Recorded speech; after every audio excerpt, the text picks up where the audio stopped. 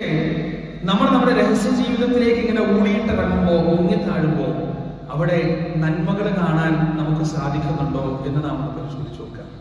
2, 3, 4, 5 നന്മകൾ എടുത്തു പറയാൻ പറ്റുന്ന, ജീവിതത്തിൽ നമ്മൾ ഒരിക്കലും മറക്കാത്ത ഒരു നന്മ ജീവിതത്തിൽ നമ്മൾ മറക്കാതിരിക്കണമെങ്കിൽ എന്തുണ്ടാവണം? അത് അത്രയും വലിയ നന്മയായിരിക്കണം. ഒന്നിക്ക് നമ്മുടെ പോക്കറ്റ് അറിയണം, അല്ലെങ്കിൽ നമ്മുടെ തടി അറിയണം, നമുക്ക് എന്തെങ്കിലും ഒരു കുടുക്കം അതുകൊണ്ടുണ്ടാവണം. വലിയൊരു നന്മ ജീവിതത്തിൽ രഹസ്യമായിട്ടുണ്ടോ എന്ന് ഒന്ന് നമ്മുടെ ജീവിതം പരതി നോക്കാം. നിങ്ങൾ ഒന്ന് പരിശോധിച്ച് നോക്കാം, ഉണ്ടോ നിങ്ങളുടെ രഹസ്യ ജീവിതത്തിൽ അങ്ങനെ പറയാൻ പറ്റുന്ന ഒരു നന്മയെങ്കിലും ഓർത്തെടുക്കാൻ നിങ്ങളെ കൊണ്ട് പറ്റുന്നുണ്ടോ? അല്ല, ഒന്നിൽ കൂടുതൽ നന്മകൾ അപ്രകാരം ഓർത്തെടുക്കാൻ നിങ്ങൾക്ക് പറ്റുന്നുണ്ടെങ്കിൽ ആകാശത്തിന് താഴെ ഏറ്റവും ഭാഗ്യം ചെയ്തവരാണ് നിങ്ങൾ എന്ന കാര്യത്തിൽ യാതൊരു സംശയമില്ല. അങ്ങനെയുള്ള നന്മകൾ നമ്മുടെ ജീവിതത്തിൽ ഉണ്ടാകേണ്ടതുണ്ട്. ആരോരും അറിയാത്ത, നമ്മുടെ ഭാര്യ അറിയാത്ത, മക്കൾ അറിയാത്ത, ഉമ്മ അറിയാത്ത, ഉപ്പ അറിയാത്ത, ബന്ധുക്കൾ അറിയാത്ത, കൂട്ടുകാരറിയാത്ത, ആരും അറിയാത്ത, ഞാനും എന്റെ റബ്ബും മാത്രം അറിയുന്ന ഞാൻ ചെയ്ത നന്മകൾ എന്റെ ജീവിതത്തിൽ ഉണ്ടാകേണ്ടതുണ്ട്. അത് എന്നെ സംബന്ധിച്ചിടത്തോളം വലിയ പവനാണ്, വലിയ ഭാഗ്യമാണ് എന്ന കാര്യത്തിൽ യാതൊരു സംശയമില്ല. സാധാരണഗതിയിൽ മനുഷ്യർക്ക് ഉണ്ടാവുന്ന ഒരു സ്വഭാവമാണെന്ന് അവർ ചെയ്ത നന്മകൾ മറ്റുള്ളവർ അറിയണം എന്നൊരാഗ്രഹം. ചില ആളുകളൊക്കെ ഇങ്ങനെ പറയുന്നുണ്ടല്ലേ, ഞാൻ ആ പള്ളിക്ക് ഇത്ര കൊടുത്തിട്ടുണ്ട്, ആ പള്ളി എന്റെ കുടുംബ സ്വത്താണ്, നമ്മളാണ് അത് ഉണ്ടാക്കിയത്, അവരാണ്, നമ്മുടെ പ്രവർത്തനം കൊണ്ടാണ്. അതുപോലെ തന്നെ ഈ സംഘടനാ പ്രവർത്തനത്തിന്റെ മേഖലകളിൽ ഞാൻ കണ്ടത്ര നീ കണ്ടിട്ടുണ്ടോ, ഞാൻ പ്രവർത്തിച്ചത്ര നീ പ്രവർത്തിച്ചിട്ടുണ്ടോ, നമ്മളൊക്കെ പണ്ട് ഉറക്കൊഴിഞ്ഞിട്ട് രാത്രി പോസ്റ്റ് ഒട്ടിക്കാൻ പോയിട്ടുണ്ട് എന്നെല്ലാം പറയുന്ന ആളുകൾ അതൊരു മനുഷ്യ പ്രകൃതാണ്.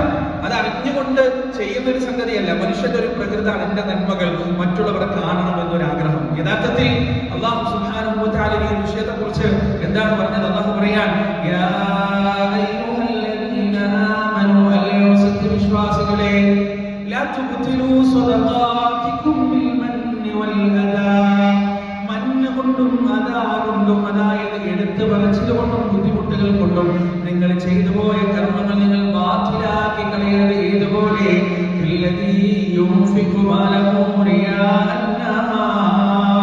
ഏതൊരുവരെ പോലെ അവനതാ തന്റെ ധനം ചെലവഴിക്കുകയാണ് അല്ലാഹുവിന്റെ തൃപ്തിക്ക് വേണ്ടിയല്ല, സ്വർഗ്ഗം കിട്ടുന്നതിന് വേണ്ടിയല്ല, മരണം നല്ല രീതിയിലാകുന്നതിന് വേണ്ടിയല്ല, ഖബറിൽ സമാധാനം ഉണ്ടാകുന്നതിന് വേണ്ടിയല്ല, മറിച്ച് എന്തിനാണ് അവൻ നന്മ ചെയ്യുന്നത്? ജനങ്ങളെ കാണിക്കുന്നതിന് വേണ്ടിയാണ്, ജനങ്ങളുടെ അടുത്ത് പേര് കിട്ടുന്നതിന് വേണ്ടിയാണ്. പ്രിയപ്പെട്ടവരെ, അല്ലാഹുവിന്റെ റസൂൽ പറയുകയാണ്, നാളെ മഹ്ശറ മൈതാനിയിൽ 3 മനുഷ്യന്മാരെ കൊണ്ടുവരുമെന്നാണ്. അതിലൊരാൾ ധനികനാണ്, വലിയ ധനവാനാണ്, ഒരുപാട് ദാനധർമ്മങ്ങൾ ചെയ്തിട്ടുണ്ട്, ഒരുപാട് പള്ളികൾ നിർമ്മിച്ചിട്ടുണ്ട്, യതീംഖാനകൾക്ക് കൈയഴിച്ച് ദാനം കൊടുത്തിട്ടുണ്ട്, ഒരുപാട് പരിപാടികൾ നടത്തിയിട്ടുണ്ട്, ഒരുപാട് നന്മകൾ ചെയ്തിട്ടുണ്ട്. ആ മനുഷ്യനെ അല്ലാഹു വിചാരണ ചെയ്യുകയാണ്. ആ മനുഷ്യനോട് പടച്ചറബ് ചോദിക്കുകയാണ്, ഞാൻ ഇത്ര സമ്പത്ത് നിനക്ക് തന്നിട്ടുണ്ട്, ഞാൻ ഇന്ന ധനം നിനക്ക് തന്നിട്ടുണ്ട്, അതുകൊണ്ട് നീ എന്താണ് പ്രവർത്തിച്ചതെന്ന് ആ മനുഷ്യനോട് ചോദിക്കുമ്പോ ആ മനുഷ്യൻ പറയുകയാണ്, റബ്ബേ, അത് ഞാൻ നിന്റെ മാർഗത്തിൽ ചെലവഴിച്ചിട്ടുണ്ടല്ല, ആ ധനമെല്ലാം നിന്റെ തൃപ്തിക്ക് വേണ്ടി, നിദാക്ക് വേണ്ടി ഞാൻ ചെലവഴിച്ചിട്ടുണ്ട്, സദഖ ചെയ്തിട്ടുണ്ട്. അല്ലാഹു മറുപടി പറയുകയാണ്, കദബത, നീ കളവ് പറഞ്ഞു, നീ കളവ് പറഞ്ഞു, നീ ചെലവഴിച്ചു എന്നത് സത്യം തന്നെയാണ്, ദാനം ചെയ്തു എന്നത് സത്യം തന്നെയാണ്, എന്നാൽ എന്റെ തൃപ്തിക്ക് വേണ്ടിയല്ല നീ ദാനം ചെയ്തത്, ഈ പരലോകത്തെ രക്ഷ കിട്ടുന്നതിന് വേണ്ടിയല്ല നീ ദാനം ചെയ്തത്, മറിച്ച് നീ ദാനം ചെയ്തത് എന്തിനു വേണ്ടിയാണ്? അവൻ വലിയ ധർമ്മിഷ്ഠനാണെന്ന് ലോകം പറയുന്നതിന് വേണ്ടിയാണ്. നിന്റെ ജനങ്ങൾ നീ വലിയ ധനവാനാണ്, നീ വലിയ ധർമ്മിഷ്ഠനാണെന്ന് പറയുന്നതിന് വേണ്ടിയാണ്. നിന്റെ ഉള്ളിലുള്ള നീയച്ചതായിരുന്നു, അതുകൊണ്ട് നിന്റെ എല്ലാ ദാനധർമ്മങ്ങളും ഇതാ വലിച്ചതിന്റെ മുഖത്തേക്ക് തന്നെ എറിയപ്പെടുകയാണ്. എന്നിട്ട് ആ മനുഷ്യനതാ നരകത്തിലേക്ക് മുഖം കുത്തിയവനായ നിലയിൽ വലിച്ചെറിയപ്പെടുമെന്ന് പ്രവാചകൻ സല്ലല്ലാഹു അലൈഹി വസല്ലം. പ്രിയപ്പെട്ടവരെ, വല്ലാത്ത കഷ്ടമാണത്, വല്ലാത്ത ദൗർഭാഗ്യമാണത്. ജീവിതത്തിൽ കഷ്ടപ്പെട്ട് സമ്പാദിച്ച സമ്പാദ്യം മുഴുവൻ ദാനം ചെയ്യുക, എന്നിട്ട് ആ ദാനധർമ്മങ്ങൾ മുഴുവൻ മുഖത്തേക്ക് വലിച്ചെറിയപ്പെടുക, എന്നിട്ട് നരകത്തിലേക്ക് വലിച്ചെറിയപ്പെടുക. അല്ലാഹു കാത്തുരക്ഷിക്കട്ടെ. രണ്ടാമതായി ഒരു ആലിമിനെ കൊണ്ടുവരികയാണ്, ഒരു പണ്ഡിതനെ കൊണ്ടുവരികയാണ്. എന്നിട്ട് ആ പണ്ഡിതനോട് ചോദിക്കുകയാണ്, നിനക്ക് ഒരുപാട് അറിവ് തന്നിട്ടുണ്ട്, ഇൽമു തന്നിട്ടുണ്ട്, ആ അറിവ് കൊണ്ട് നീ എന്താണ് പ്രവർത്തിച്ചത്, നീ എന്താണ് ചെയ്തത്? ആ ആലിമ പറയുകയാണ്, റബ്ബേ, ഞാൻ നിന്റെ ഇൽമുകൾ, നീ എനിക്ക് തന്ന ഇൽമു ഞാൻ ആളുകൾക്ക് പഠിപ്പിച്ചു കൊടുത്തു, ആളുകൾ നമ്മളിൽ പ്രസംഗിച്ചു, അവർക്ക് താലീം നടത്തി, ദർസ് നടത്തി, റബ്ബേ, ഇൽമിന്റെ മാർഗത്തിൽ ഞാൻ അങ്ങനെ പ്രവർത്തിച്ചു വരികയാണ്.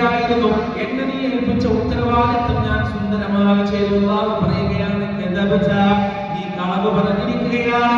നീ നിന്റെ ഇൽമു ഉപയോഗിച്ചത് നിന്റെ സ്റ്റാറ്റസ് വളർത്തുന്നതിന് വേണ്ടിയാണ്, നിന്റെ പേരും പെരുമയും വളർത്തുന്നതിന് വേണ്ടിയാണ്, നീ വലിയ പണ്ഡിതനാണെന്ന് ആളുകൾ പറയുന്നതിന് വേണ്ടിയാണ്, നിന്റെ വാചാലത കൊണ്ട് ആളുകൾ നിന്നെ അഭിനന്ദിക്കുന്നതിന് വേണ്ടിയാണ്, അതിലൂടെ ദുനിയാവ് വാരിക്കൂട്ടുന്നതിന് വേണ്ടിയാണ്, അല്ലാതെ എന്റെ മൃഗക്കോ എന്റെ വചനത്തിനോ വേണ്ടിയല്ല നീ പ്രവർത്തിച്ചത് എന്ന് പറഞ്ഞ് ആ ആലിമിന്റെ അമലുകൾ അദ്ദേഹത്തിന്റെ മുഖത്തേക്ക് വലിച്ചെറിയപ്പെടുന്നു. എന്നിട്ട് അയാളെ നരകത്തിലേക്ക് വലിച്ചെറിയുകയാണ്. പ്രിയപ്പെട്ടവരെ, മൂന്നാമതായി കൊണ്ടുവരപ്പെടുന്നത് ഒരു ഷഹീദിനെയാണ്, രക്തസാക്ഷിയാണ്. അല്ലാഹു അയാളോട് ചോദിക്കുന്നു, ഞാൻ നിനക്കൊരു ശരീരം തന്നിട്ടുണ്ട്, ആരോഗ്യം തന്നിട്ടുണ്ട്, നീ എന്താണ് അതുകൊണ്ട് പ്രവർത്തിച്ചതെന്ന് ചോദിക്കുമ്പോ ആ ഷഹീദ് പറയുകയാണ്, റബ്ബേ, എന്റെ കൈകാലുകൾ ഇതാ മുറിക്കപ്പെട്ടിട്ടുണ്ട്, എന്റെ ശരീരാവയവങ്ങളിൽ മുറിവുകൾ ഉണ്ടായിട്ടുണ്ട്, റബ്ബേ, എന്റെ ശരീരത്തിലുള്ള രക്തം ഞാനിതാ നിന്റെ മാർഗത്തിൽ സമർപ്പിച്ചിട്ടുണ്ട്, നിന്റെ മാർഗത്തിൽ നിന്ന് നിനക്ക് വേണ്ടി വചനത്തിന് വേണ്ടി പടവെട്ടി പോരാടി മരിച്ചവനാണ് ഞാനെന്ന് ആ മനുഷ്യൻ പറയുമ്പോൾ അല്ലാഹു മറുപടി പറയുകയാണ്, കളവ് പറഞ്ഞു, നീ യുദ്ധം ചെയ്തത് നീ വലിയ പോരാളിയാണെന്ന് കാണിക്കുന്നതിന് വേണ്ടിയാണ്, ഈ വീരശൂര പരാക്രമിയാണെന്ന് ആളുകൾ പറയുന്നതിന് വേണ്ടിയാണ്, അല്ലാതെ എന്റെ തൃപ്തിക്ക് വേണ്ടിയോ എന്റെ സ്നേഹത്തിന് വേണ്ടിയല്ല നീ പ്രവർത്തിച്ചത്, അതുകൊണ്ട് നീയും നരകത്തിലേക്ക് പോകുക എന്ന് പറഞ്ഞ് അതാ മനുഷ്യരും നരകത്തിലേക്ക് വലിച്ചെറിയപ്പെടുകയാണ്. പ്രിയപ്പെട്ടവരെ, വല്ലാത്തൊരു ദുരന്ത പര്യവസാനമാണത്. ജീവിതത്തിലെ കർമ്മങ്ങൾ മുഴുവൻ നമ്മളൊരു കർമ്മം ചെയ്യുകയാണ്, ഒരു വസ്തു നമസ്കരിക്കുകയാണ്, നമസ്കരിക്കാൻ പള്ളിയിലേക്ക് നമ്മൾ വരുന്നത് ഏതെങ്കിലും ഒരു വ്യക്തി കാണണമെന്ന ഉദ്ദേശത്തോടെയാണെങ്കിൽ, അല്ലെങ്കിൽ എനിക്ക് പേരുദോഷമാണ്, ഞാൻ നാട്ടിൽ വലിയ ദീൻ പറഞ്ഞ് നടക്കുന്ന ആളല്ലേ, ഞാൻ നാട്ടിൽ വലിയ മതം പറഞ്ഞ് നടക്കുന്ന ആളല്ലേ, ഞാൻ ഈ പള്ളിയിലേക്ക് നിസ്കരിക്കാൻ വന്നിട്ടില്ലെങ്കിൽ ആളുകൾ എന്താണ് വിചാരിക്കുക എന്ന് വിചാരിച്ചുകൊണ്ട് നമ്മൾ പള്ളിയിലേക്ക് വന്നാൽ നാളെ ഹശ്റിന്റെ മൈതാനിയിൽ അല്ലാഹു പറയുകയാണ്, നീ ഏത് ജനങ്ങളെ പേടിച്ചിട്ടാണോ പള്ളിയിലേക്ക് വന്നത്, ഏത് ആളുകളെ പേടിച്ചിട്ടാണോ നീ പള്ളിയിലേക്ക് വന്നത്, ആ ആളുകളുടെ അടുത്തേക്ക് പോയി നിനക്കുള്ള പ്രതിഫലം ചോദിക്കുക. അതുകൊണ്ടാണ് പ്രിയപ്പെട്ടവരെ റസൂലുള്ളാഹി സ്വല്ലല്ലാഹു അലൈഹി വസല്ലം പറഞ്ഞത്, രഹസ്യമായ അമലുകൾ വർദ്ധിപ്പിക്കുക, ഒരിക്കലും നിയാഹ് കടന്നു വരാത്ത, ലോകമാന്യത കടന്നു വരാത്ത അമലുകൾ വർദ്ധിപ്പിക്കുക. അല്ലാഹു റസൂൽ പറയുന്നു, ഇന്നല്ലാഹ യുഹിബ്ബുൽ അബ്ദ തഖിയ്യൽ ഗനിയ്യൽ ഖഫീ, മാനസിക ഐശ്വര്യമുള്ള അതുപോലെ തന്നെ രഹസ്യമായി നന്മ ചെയ്യുകയും ചെയ്യുന്ന ഒരടിമയെ അല്ലാഹു ഇഷ്ടപ്പെടുന്നു എന്ന് റസൂലുള്ളാഹി സ്വല്ലല്ലാഹു അലൈഹി വസല്ലം പറഞ്ഞത്. അതുകൊണ്ടാണ് മുൻഗാമികളായ ആളുകളുടെ ചരിത്രം നാം എടുത്ത് പരിശോധിച്ചു നോക്കുമ്പോൾ അങ്ങനെയുള്ള നന്മകളുടെ കൂമ്പാരങ്ങൾ അവരുടെ ജീവിതത്തിൽ ഉള്ളതായി നമുക്ക് കാണാൻ കഴിയും. റസൂലുള്ളാഹി സ്വല്ലല്ലാഹു അലൈഹി വസല്ലമയുടെ വഫാത്തിന് ശേഷം മിഹ്റാബിൽ നിന്നിട്ട് മുഅ്മിനീങ്ങളെ നയിച്ചിരുന്നത് അബൂബക്കർ സിദ്ദീഖ് റളിയല്ലാഹു അൻഹു ആണ്. അബൂബക്കർ സിദ്ദീഖ് റളിയല്ലാഹു അൻഹു മുന്നിൽ നിസ്കരിക്കും. സുബഹി നിസ്കാരം കഴിഞ്ഞാൽ അദ്ദേഹം പെട്ടെന്ന് എഴുന്നേറ്റ് പോകും. എല്ലാ സ്വഹാബികളും അങ്ങനെയാണ്, ഖുലഫാഉർ റാഷിദുകൾ മുഴുവൻ അങ്ങനെയാണ്. നിസ്കാരം കഴിഞ്ഞാൽ മിഹ്റാബിൽ എഴുന്നേറ്റ് പോയി മാറിയിരിക്കും, അല്ലെങ്കിൽ തിരിഞ്ഞിരുന്നിട്ട് എന്ത് ചെയ്യും, തസ്ബീഹ് ചൊല്ലി എഴുന്നേറ്റ് പോകും. ഇതാണ് റസൂലിന്റെ മാതൃക. അല്ലാണ്ട് റസൂൽ അവിടെ അൽഹംദുലില്ലാഹ് അൽഹംദുലില്ലാഹ് എന്ന് പറഞ്ഞിട്ട് കൈവച്ച് പ്രാർത്ഥിച്ചിട്ടില്ല, കൂട്ടപ്രാർത്ഥന നടത്തിയിട്ടില്ല. അങ്ങനെ ഒരു തെളിവ് പരിശുദ്ധ ഖുർആനിലോ ചില ഹദീസിലോ എവിടെ നമുക്ക് കാണാൻ കഴിയില്ല. അബൂബക്കർ സിദ്ദീഖ് റളിയല്ലാഹു സുബഹി കഴിഞ്ഞ ഉടനെ ധൃതിപ്പെട്ടുകൊണ്ട് എവിടേക്കോ പോകുന്നത് ഇങ്ങനെ ഉമർ റളിയല്ലാഹു അൻഹു ശ്രദ്ധിക്കണം. ഉമർ റളിയല്ലാഹു അങ്ങനെ ഒരു സ്വഭാവമുണ്ട്. അബൂബക്കർ എന്ത് ചെയ്താലും ഉമർ അത് കൃത്യമായി ശ്രദ്ധിച്ചിരിക്കും, അത് പിന്തുടർന്നിരിക്കും, അത് അറിഞ്ഞിരിക്കും. അതിനു വേണ്ടിയാണ് അബൂബക്കറിനെ പോലെ നന്മയിൽ എനിക്ക് മുന്നേറണമെന്നുള്ള അതിയായ ആഗ്രഹം കൊണ്ടാണ്. അങ്ങനെ എല്ലാ ദിവസവും ഇങ്ങനെ എഴുന്നേറ്റ് പോകുന്നു. ഒരു ദിവസം സുബഹി നിസ്കാരം കഴിഞ്ഞ ഉടനെയുള്ള സമയം എന്ന് പറയുന്നത് സൂര്യന്റെ പ്രകാശം ശരിക്കും അങ്ങോട്ട് വരാത്ത സമയമാണ്, ഇരുട്ടായിരിക്കും. ആ ഇരുട്ടത്താണ് ഇങ്ങനെ പോകുന്നത്. എന്തോ ഒരു രഹസ്യം ചെയ്യുന്നതിന് വേണ്ടിയാണ് അദ്ദേഹം പോകുന്നത് എന്ന് ഉമർ മനസ്സിലായി. അങ്ങനെ അദ്ദേഹത്തെ പിന്തുടർന്നപ്പോ മദീനയുടെ പ്രാന്തപ്രദേശത്തുള്ള ഒരു ചെറിയ ചെറ്റക്കുഴിയിലേക്കാണ് അബൂബക്കർ സിദ്ദീഖ് റളിയല്ലാഹു അൻഹു കടന്നു പോകുന്നത്. സുബ്ഹാനല്ലാഹ്. അദ്ദേഹം ആ കുഴിയിൽ നിന്ന് പുറത്തിറങ്ങി അവിടെ നിന്ന് തിരിച്ചു പോകുന്നത് വരെ ഉമർ റളിയല്ലാഹു ഒളിച്ചു നിന്നു, ആരും കാണാതെ നിന്നു. അദ്ദേഹം അവിടെ നിന്ന് പോയപ്പോ അതാ ഉമർ ഇബ്നുൽ ഖത്താബ് റളിയല്ലാഹു അൻഹു വീട്ടിലേക്ക് കയറാൻ. അവിടെ കയറുമ്പോ അദ്ദേഹം കാണുന്നത് വൃദ്ധയായ, എഴുന്നേൽക്കാൻ കഴിയാത്ത, നടക്കാൻ കഴിയാത്ത, സ്വന്തമായി ഒരു കാര്യവും ചെയ്യാൻ കഴിയാത്ത പടുവൃദ്ധയായ ഒരു സ്ത്രീ ഇങ്ങനെ കിടക്കാൻ. ഉമർ റളിയല്ലാഹു അൻഹു ആ സ്ത്രീയുടെ അടുത്തേക്ക് പോയി. എന്നിട്ട് ചോദിച്ചു, ആരാണ് ഇവിടെ വന്നത്, ആരാണ് ഇപ്പൊ നിങ്ങളെ സന്ദർശിച്ചു പോയത്? ആ സ്ത്രീ മറുപടി പറഞ്ഞു, അറിയില്ല. എത്രയോ നാളുകളായി, എത്രയോ മാസങ്ങളായി ആ മനുഷ്യൻ അവിടെ വരാൻ തുടങ്ങിയിട്ട്. എനിക്ക് കിടന്ന കിടപ്പിൽ നിന്ന് എഴുന്നേൽക്കാൻ പറ്റില്ല. എന്റെ വിസർജ്യങ്ങൾ വൃത്തിയാക്കാൻ, എന്റെ ആടിനെ കറന്നു തരാൻ, എന്റെ വീട് തുടച്ചു വൃത്തിയാക്കാൻ, ഇവിടെയുള്ള എല്ലാ കാര്യങ്ങളും ചെയ്യാൻ എല്ലാ ദിവസവും ആ മനുഷ്യൻ ഇങ്ങോട്ട് കടന്നു വരും.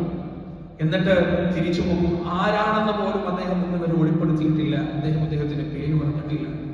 അവിടെ ഉമർ റളിയല്ലാഹു അൻഹു ആ സ്ത്രീയുടെ ചെവിയിൽ പറഞ്ഞു കൊടുക്കുകയാണ്, അത് ഈ നാട്ടിലെ രാജാവാണ്, അത് ഈ നാട്ടിലെ ഭരണാധികാരിയാണ്. അബൂബക്കർ സിദ്ദീഖ് റളിയല്ലാഹു അൻഹു, റസൂലുള്ളാഹി സ്വല്ലല്ലാഹു അലൈഹി വസല്ലമയുടെ സന്തത സഹചാരി, അവിടുത്തെ ഉറ്റതോഴൻ, ഇസ്രായേൽ പ്രവാചകന്റെ ഇടവും വലവും മുന്നും പിന്നും നിന്ന് സംരക്ഷണം തീർത്ത അല്ലാഹുവിന്റെ ഉറ്റ കൂട്ടുകാരൻ. പ്രിയപ്പെട്ടവർ, ആലോചിച്ചു, നമ്മുടെ നാട്ടിലെ ഭരണാധികാരികൾ എന്തെങ്കിലും ഒരു നന്മ ചെയ്താൽ ആ നന്മ ചെയ്യുന്നത് തന്നെ അടുത്ത ഇലക്ഷനിൽ വോട്ട് പിടിക്കാൻ വേണ്ടിയിട്ട് ആ നന്മ എടുത്തു പറയുന്നതിന് വേണ്ടിയാണ്. അതിനാണ് നമ്മുടെ നാട്ടിലെ ഭരണാധികാരികൾ നന്മ ചെയ്യുന്നതെങ്കിൽ ഞാൻ ചെയ്യുന്ന ഒരു നന്മ എന്റെ നാട്ടിലുള്ള ഒരു പ്രജ പോലും അറിഞ്ഞു പോകരുത് എന്ന നിർബന്ധ ബുദ്ധിയുള്ള വാശി പിടിക്കുന്ന അബൂബക്കർ സിദ്ദീഖ് റളിയല്ലാഹു അൻഹുവിനെ പോലെയുള്ള മഹാരഥന്മാർ ജീവിച്ചിരുന്ന ഒരു സമുദായമാണ് മുസ്ലിം ഉമ്മത്തിന്റെ സമുദായം. രഹസ്യമായ കർമ്മം ആരും അറിയാതെ അബൂബക്കർ സിദ്ദീഖ് റളിയല്ലാഹു അൻഹു മരണശേഷം ഉമർ ഇബ്നുൽ ഖത്താബ് റളിയല്ലാഹു അൻഹു ദൗത്യം ഏറ്റെടുക്കാൻ ആരും അറിയാതെ ഉമർ മറ്റാരോടും പോയി പറഞ്ഞില്ല. അത് പബ്ലിക്കാക്കിയില്ല. കാരണം അബൂബക്കറിൽ നിന്ന് പിന്മാറിയാൽ ആ അവസരം ഏറ്റെടുക്കാൻ വേണ്ടി കാത്തു നിൽക്കുകയായിരുന്നു ഉമർ ഇബ്നുൽ ഖത്താബ്. അവരുടെ മനസ്സെന്താണ് പ്രിയപ്പെട്ടവരെ? അള്ളാഹുവിന്റെ തൃപ്തിക്കും അള്ളാഹുവിന്റെ പ്രീതിക്കും പരലോകത്തെ മോക്ഷത്തിനും വേണ്ടി വമ്പൽ കൊള്ളുന്നവരാണ്. യഥാർത്ഥത്തിൽ അവർക്ക് അശ്റത്തുൽ മുബശ്ശിരീൻപ്പെട്ട സ്വഹാബികളാണ്, സ്വർഗം കൊണ്ട് വാഗ്ദാനം ചെയ്യപ്പെട്ടവരാണ്. എന്നിട്ടും നന്മയോടുള്ള ആർത്തി തീരാതെ, പുണ്യത്തോടുള്ള ആർത്തി തീരാതെ, അള്ളാഹുവിന്റെ നിലയോടും വചനത്തോടുള്ള ആർത്തി തീരാതെ അതിനുവേണ്ടി രാവും പകലും പണിയെടുക്കുന്ന, എന്തിനാണ് ആ സുബ്ഹ് നമസ്കാരം കഴിഞ്ഞുള്ള സമയം തിരഞ്ഞെടുത്തത്? ആരും കാണാതിരിക്കാൻ വേണ്ടിയാണ്, ആരും അറിയാതിരിക്കാൻ വേണ്ടിയാണ്. സുബ്ഹാനല്ലാഹ്, അത്തരത്തിലുള്ള കർമ്മങ്ങൾ, അത്തരത്തിലുള്ള പ്രവർത്തനങ്ങൾ പ്രിയപ്പെട്ടവരെ നമ്മുടെ ജീവിതത്തിലും ഉണ്ടാകേണ്ടതുണ്ട്.